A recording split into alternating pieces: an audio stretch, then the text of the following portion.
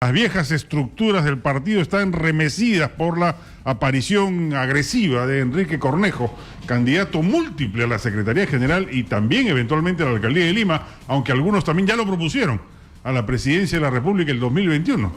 ¿Qué tal, señor Cornejo? Buenos días. Juan Carlos, buenos días. Gracias por la invitación. Bueno, en contra de Enrique Cornejo se lanza Alan Une. Sí. Es un lema contra Cornejo. No creo que Ustedes une, Alan Une. Bueno, no creo que sea contra Cornejo, pero si fuera... No, sí es contra usted, ¿no? Entonces, realmente lo que hay que ocultar, creo yo, es el sentimiento y el pensamiento de las bases, ¿no? Los militantes apristas están expresándose.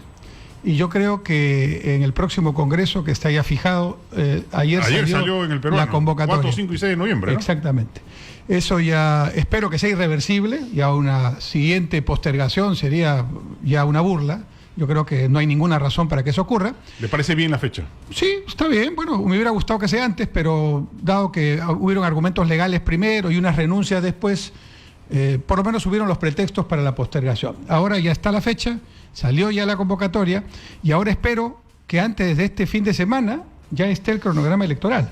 Es decir, que la comisión organizadora con el Tribunal Electoral se pongan de acuerdo en decir cuáles son las fechas, los criterios y sobre todo la fecha en que los militantes, un aprista, un voto, van a definir por sus delegados, que son los que van a ir al Congreso. Eso sí está establecido. Está establecido. O sea, cada militante va a votar, a elegir un delegado. Para elegir a los delegados, y alrededor de 500, 550 delegados se estima. Los que acudan irán al Congreso Congreso esos 3 días y ellos tendrán 3 misiones. Se descartó la posibilidad de que sea un Congreso multitudinario, masivo, como a mí me hubiera gustado. A la mayoría de los militantes nos hubiera gustado que sea así. Pero lamentablemente eso tendría... ¿De qué dependía eso? Bueno, de la decisión de quienes convocaron al Congreso y también de algunas interpretaciones del estatuto, ¿verdad? Pero lo concreto es que ya tenemos esta convocatoria, ya están las fechas, ya no hay pretexto para ir para atrás. Y si se respeta, y yo espero que así sea, creo que esa es la misión de la Comisión Organizadora y del Tribunal Electoral, si se respeta la opinión de los militantes, estoy seguro que el cambio estará garantizado. ¿Y la elección de secretario general es por mayoría simple? O sea, de los 450 o 500 delegados que acuden, todos estos votan y el que gana, gana. Así es. ¿O hay representación de los viejos dirigentes? No, lo que ha sucedido en anteriores congresos, y yo creo que eso no debería ocurrir aquí, es que cuando habían 1 o 2 o 3 tendencias, se trataba de consensuar en una sola lista las tendencias, ¿no? Eso me parece que en la práctica ha sido un error.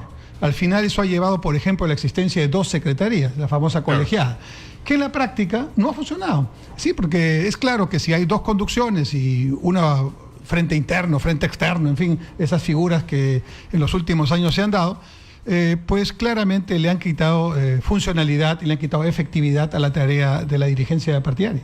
Ahora, usted ha puesto énfasis en que lo que quiere es renovación no solo personal, tecnocrática, humana, digámoslo así, sino también ideológica. Y que el APRA recupere sus cartabones de centro-izquierda o izquierda democrática. Centro-izquierda no, izquierda democrática. Izquierda democrática. Sí. Y yo creo que eso es un deber. Claro, pero ahí el problema, mi pregunta va en el sentido siguiente. Lo que ha derechizado al APRA ha sido el gobierno de Alan García. Y de ese gobierno usted fue parte importante. Sí, claro. Yo, en todo caso, hago autocrítica de esa participación. Y en un ministerio, el más privatizador de todos. No, un ministerio que hizo muchísima justicia social, llegando, por ejemplo, a lograr que haya 10.580 kilómetros de conexión física de los peruanos, o mantenidos, o conservados, o construidos. Eso es pura justicia social. Fue justicia social también hacer más de 1 millón de conexiones eléctricas y millones de peruanos tienen agua y desagüe y a más de 1 millón de títulos. El problema es que la mujer del César no tiene que serlo, sino que parecerlo. Y resulta que, ante la opinión de la gran mayoría de los ciudadanos, el APRA, por apostar porque haya inversión y crecimiento y empleo, se ha ido a la derecha. Y eso creo que lamentablemente se configuró mucho más como impresión cuando nos salíamos con el PPC, ¿no? Claro, ahora fue una reacción, yo imagino, natural o explicable, mejor dicho, al desastre del primer gobierno, ¿no? Sí, yo tengo esa misma impresión. Contrarreacción, digamos. Sí, ¿no? yo creo que 1985-90 en lo económico lo hicimos mal, ¿no? Entonces teníamos una deuda. Ya el 2001, que casi somos gobierno en la campaña que ganó Toledo, empezamos a trabajar en una recuperación de nuestra imagen en el tema económico, digamos, ¿no? Hicimos desde el Congreso una oposición responsable, ayudamos al gobierno de Toledo y a Kuczynski a sacar importantes normas, hicimos gobernabilidad, pero... Luego lo quisieron vacar, ¿no? Pero bueno. Bueno, no, esas son situaciones políticas, pero en la práctica no ocurrió. Y lo que ocurrió sí es que en el 2006, cuando ganamos, hicimos pues en extremo medidas como para demostrar que habíamos aprendido la lección. Por ejemplo, primer ministro anunciado cuando ya era gobierno electo, Carranza, independiente. Presidente del Banco Central sugerido por el presidente de la República como manda la Constitución. El representante nada menos que el partido opositor, Julio Velarde, hasta ahora presidente del Banco Central. Contralor independiente, en fin.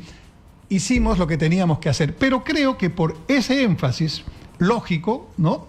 Descuidamos varias cosas. Primero, descuidamos el énfasis político que había que darle desde el partido, no desde el gobierno, a la tarea que el gobierno hacía.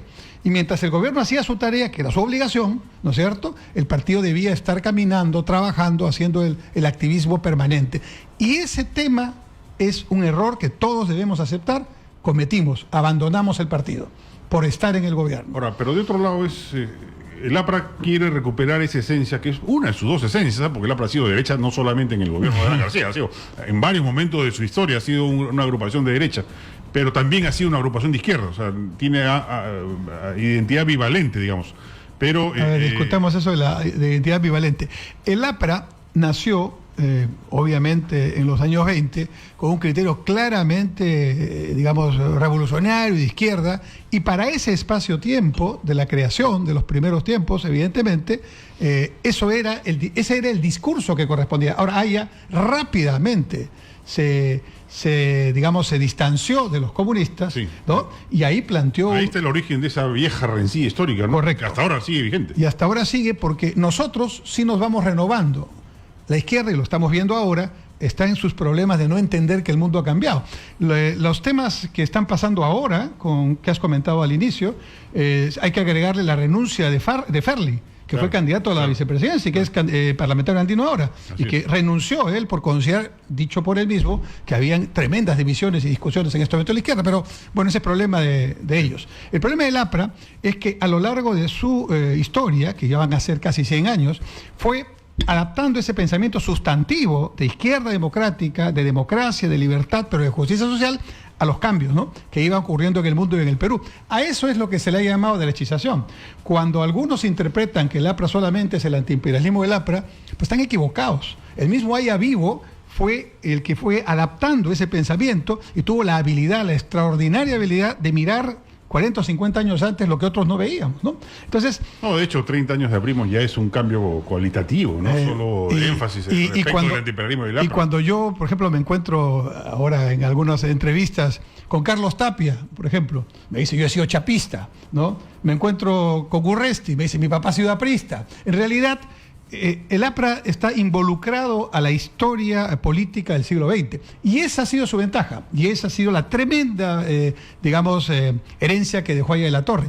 El tema del APRA para el siglo XXI consiste en salirnos de la mediocridad en la que estamos todos los partidos políticos y plantear una agenda para el siglo XXI.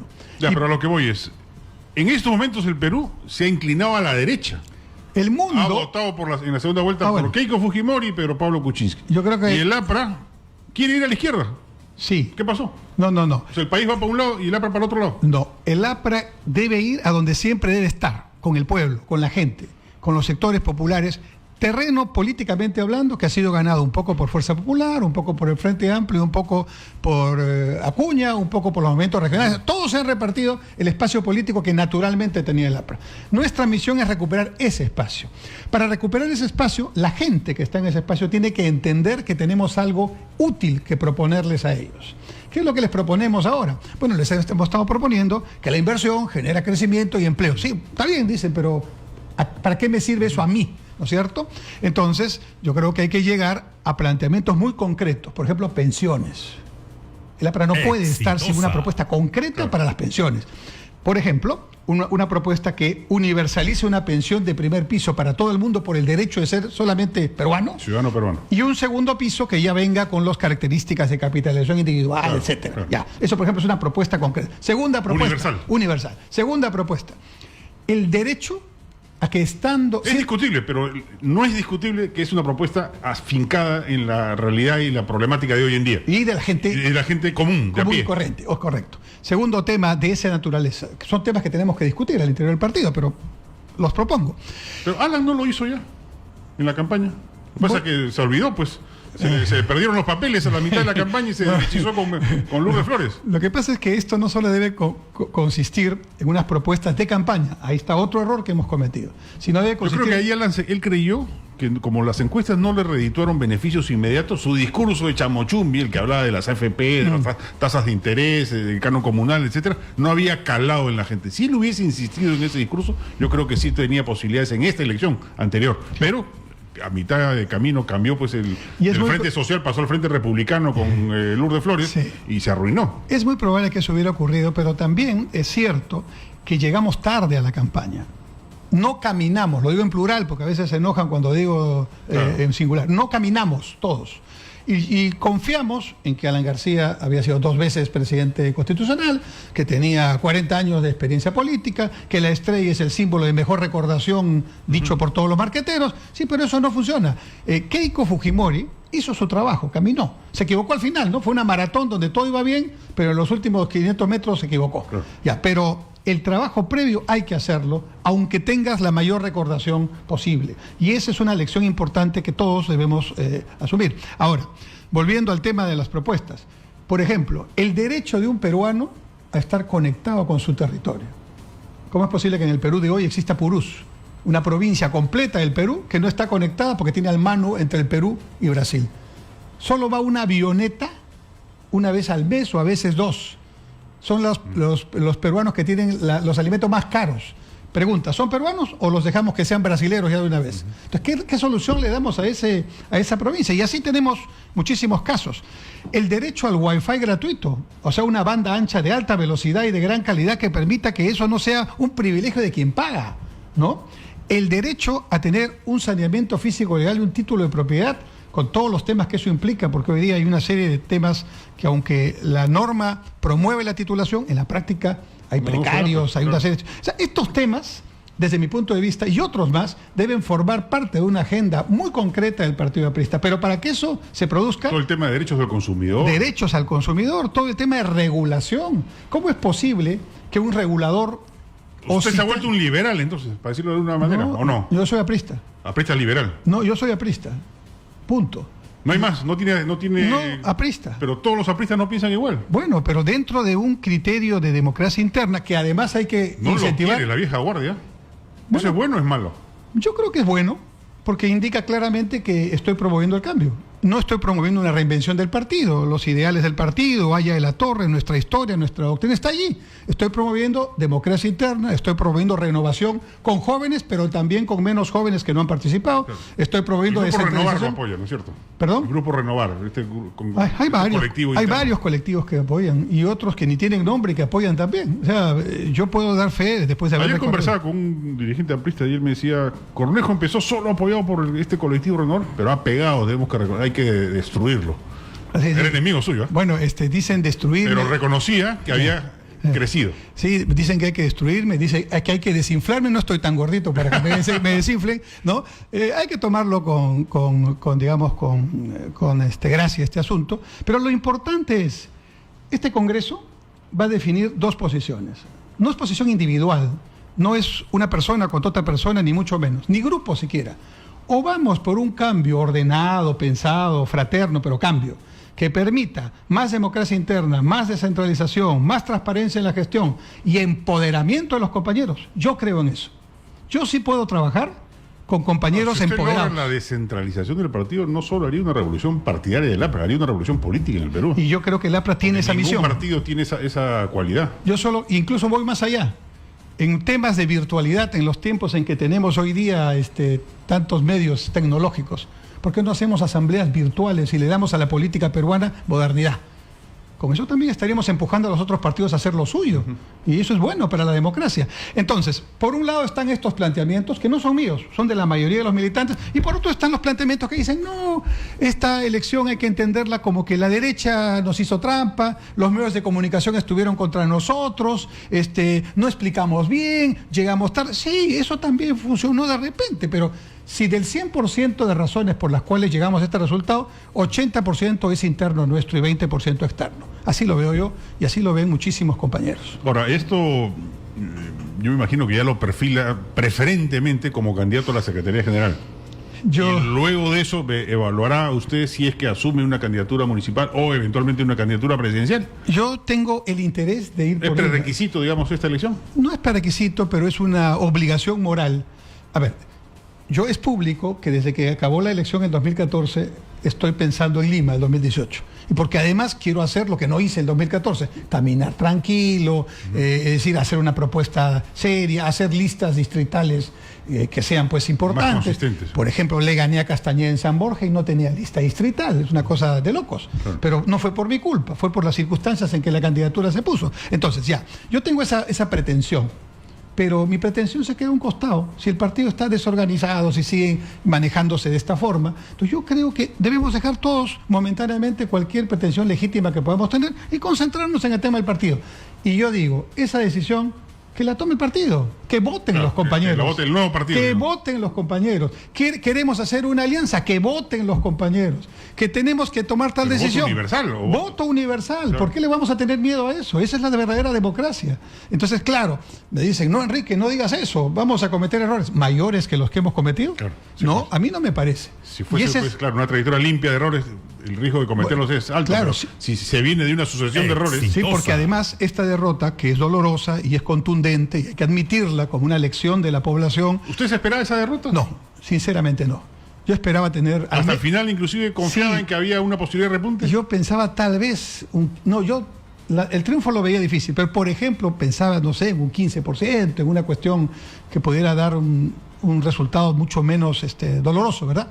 Pero bueno, este resultado no es el único dolor que tenemos. El sólido norte lo hemos perdido hace un buen tiempo. Sí, claro. Regiones importantes. 20 años ya. Claro, pueblos enteros que se llamaban... Trujillo es el centro, ¿verdad? Distritos importantes. Pero de todos se llaman Trujillo Chico. En todo lugar donde el Perú dice, nosotros somos Trujillo Chico, porque acá siempre se votaba por el APRA. Y ahora no votamos. No votaron ni los propios compañeros. Exitosa. ¿No? Mayoritariamente, y menos los simpatizantes. Hay familias enteras que no han querido votar ahora por nosotros. Tenemos que... Recuperar el sólido norte va a ser parte de su tarea. Serían parte de su tarea. Eso es fundamental, ¿no? Eso es fundamental, y yo creo que... Mira lo que está pasando ahora. Uno de los voceros... Ahora, ¿tanto poder tiene el secretario general como para hacer todo eso? Justamente eso es lo que hay que cambiar. De repente el señor Cornejo sale elegido y después en el cargo se da cuenta que no puede hacer nada de lo que ha dicho. Bueno, justamente yo hablaba de un liderazgo institucional. No es una persona la que tiene que hacer el cambio. Si descentralizamos, si empoderamos, si empezamos a delegar, es el partido el que va a hacer el trabajo. Y yo les digo eso a mis compañeros. Vamos por este cambio, pero vamos juntos. Esto no es un trabajo individual. Justamente es lo que hay que cambiar. Quiero invitar al público a conocer sus opiniones. Nuestros teléfonos 251-9422-467-4499. Lo que está ocurriendo en el APRA es histórico, es interesante, es políticamente valioso. Hay que estar atentos a lo que allí pueda ocurrir. Aló, buenos días. Señor, buenos días, le hablan de Trujillo. Adelante, lo escuchamos. Mire, qué bonito habla este señor, ¿no? El Cornejo, y yo estoy seguro que ya todos ha convencido, incluso lo del nivel E. Pero lo que pasa es lo siguiente, que estos apristas en campaña te hablan bonito, te encandilan bacán, pero una vez que suben al gobierno, hacen todo lo contrario. Eso es de siempre, ya nadie le cree a estos señores. Gracias. Aló, no me cuelgue. Pucha, quería preguntarle si él había sido aprista. Casi no hay trujillano que no haya sido aprista, o tengo un familiar aprista, ¿no? Sí, claro, esa es una cosa que la vas a encontrar de todas maneras. Pero Acuña pero lo ha destrozado. El candidato más informal los ha desbancado. Sí, pero por el tipo de... doloroso debe ser eso, ¿no? Sí, claro. Por el tipo de fraseo que ha tenido el amigo que acaba de... No creo que sea aprista. ¿No cree que sea aprista? No. Hasta los discursos ya los identifican. Sí, Tiene un radar ahí para detectar discursos apristas. Se conoce, incluso alguien que ha sido compañero, pero que está, digamos, alejado, te va a decir lo que te va a decir, y te lo va a decir con dureza, pero no quizás de esa forma. Claro. Tenemos más llamadas, 251-9422, 467-4499. Hola, buenos días. Buenos días, señor Trafur. ¿Cómo está? ¿Qué tal? Adelante. Yo quería decirle, mira, yo soy un huancaíno donde el número 2 del APRA, después de Aya de la Torre, fue Ramiro Prialé. Yo conozco el andar y desandar de los apristas. Nunca me he confiado en ellos, porque siempre han sido escopetas de doble cañón.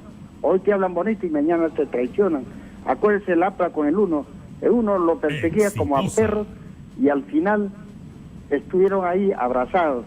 Y el señor Alan García y los apristas nunca van a salir presos porque todo el régimen judicial lo tienen controlado. Acuérdense de Tambines del Valle, acuérdense del señor Cornejo nomás que vendió lo que valía aquí en La Molina, un terreno de $10 a $100, es un supuesto dicho. En Collique igualito, entonces ellos no pueden decir, cuando en el primer aprista del gobierno de Alan García, cuando entró un aprista entraban 10.000 apristas, por eso que hay una burocracia tremenda. Así que el señor Cornejo, que se olvide que el APRA es lo más malo, lo más ruin, digamos el ladrón de los de Alibaba y los 40 ladrones, señor. Okay. Yo conozco apristas que se han vuelto millonarios siendo pobres.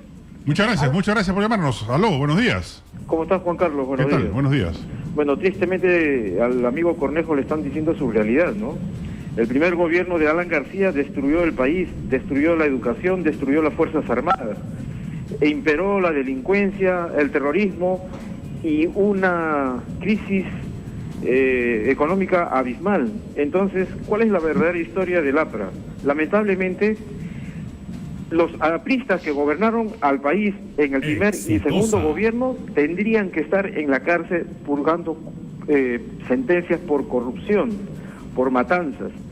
Si esto no es así, no hay APRA, señores. Gracias. Gracias por llamarnos. Vamos a escuchar las respuestas, pero antes nos vamos un instante al Congreso. Tenemos ya más información sobre la elección para defensor del pueblo. Adelante, Erika. ¿Qué tal, Juan Carlos? Muy buenos días. Información en vivo desde el Congreso de la República. 123 parlamentarios asistieron a esta sesión extraordinaria del Pleno del Congreso para poder elegir al defensor del pueblo. Te explico un poco la dinámica, Juan Carlos. El primero en ser votado es el candidato Walter Gutiérrez.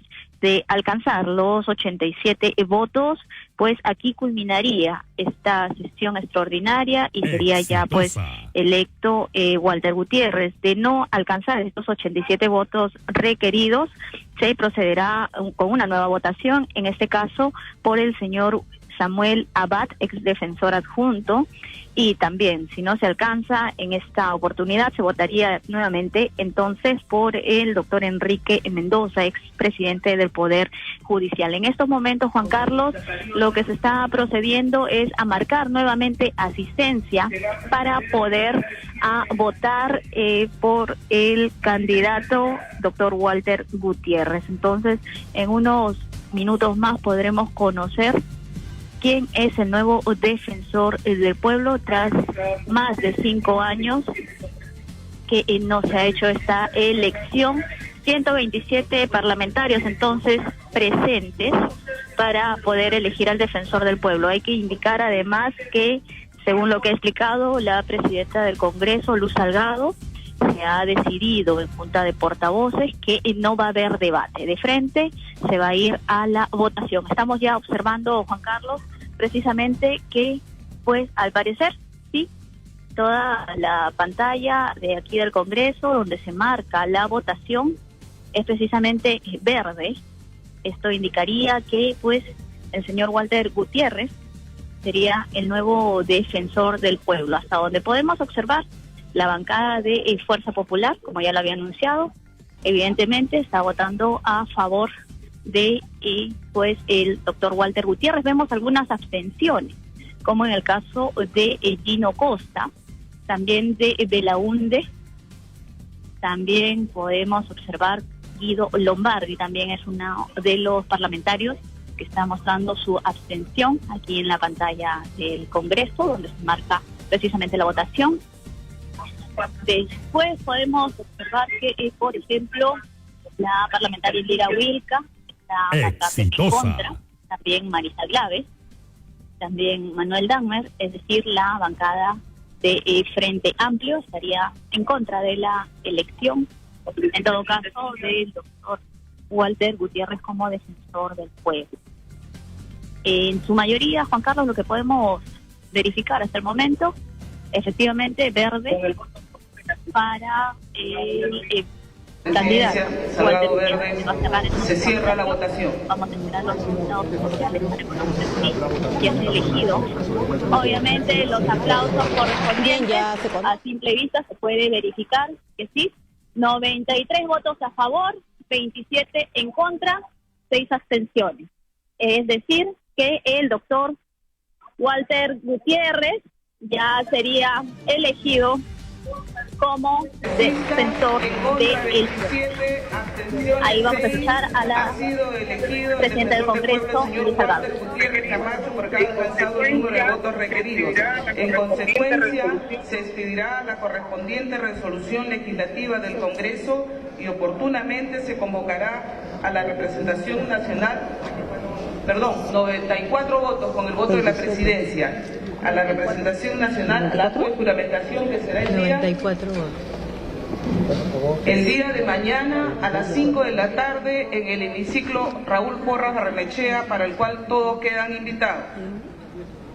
Se va a dar cuenta de unas modificaciones al cuadro de comisiones ordinarias.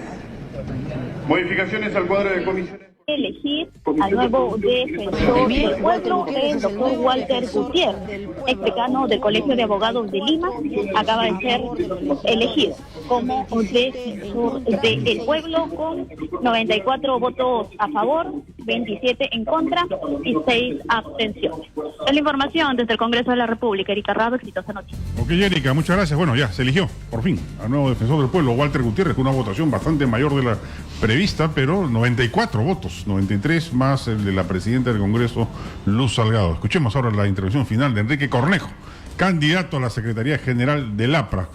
Bueno, las llamadas reflejan hay un sentimiento. Sí. Pero primero, felicitaciones a Walter Gutiérrez, ¿no? Yo creo que va a ser un muy buen defensor. Compañero, ¿no? No es compañero. ¿No es compañero? No, pero es una persona buena, exitoso